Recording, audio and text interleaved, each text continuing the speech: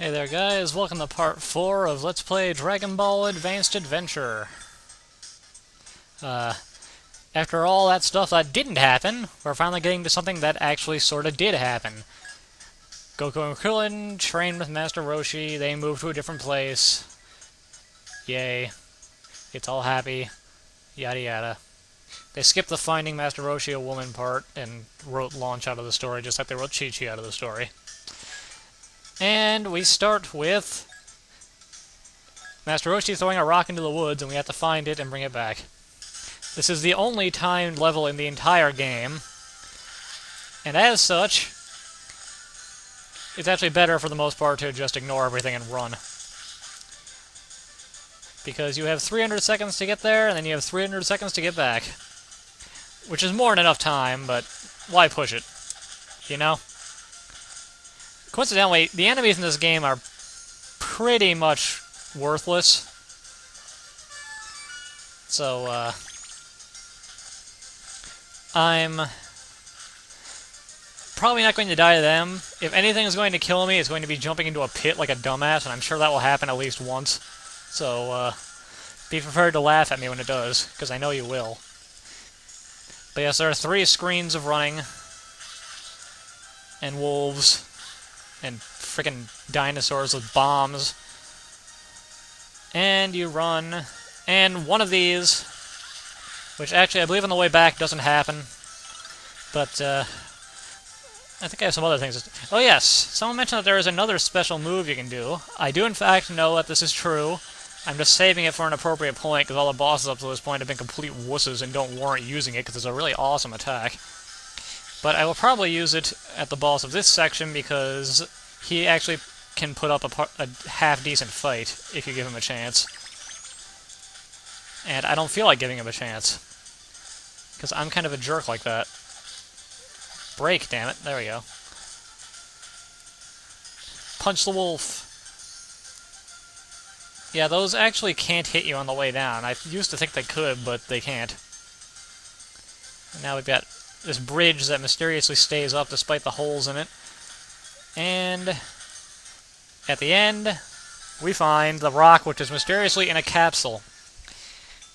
Goku's on his way back. He runs into Krillin. As most of you who know Dragon Ball know, Krillin is kind of an asshole at this point in the story. And as such, he promptly steals the rock from Goku and runs off. Because he's a jerk, like I just said. Which leads to the second part of the stage, running back. We have to chase down Krillin and get our rock back, you know? Because we found it fair and square. He stole it. Oh, shit.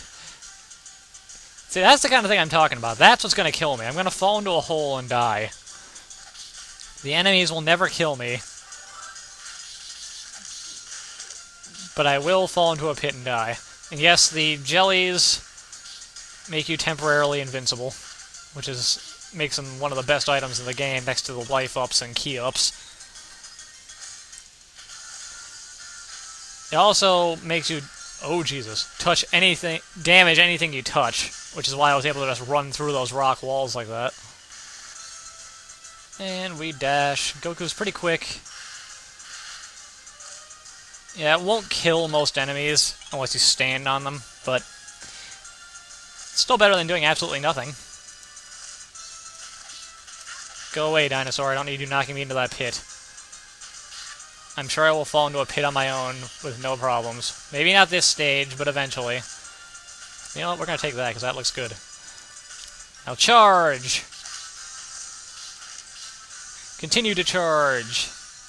Run through the traps so they can't hurt us. And I'm going to get this, just because having extra lives is always handy. I got beat up a bit before the boss. That kind of sucks. Die. You also die.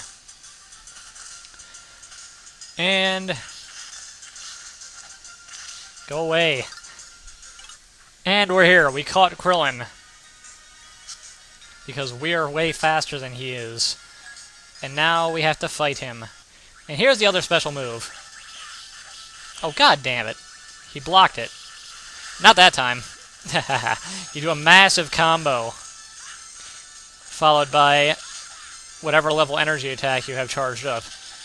if you don't get hit in the face while charging it, you can do it as many times as you have key bar segments there.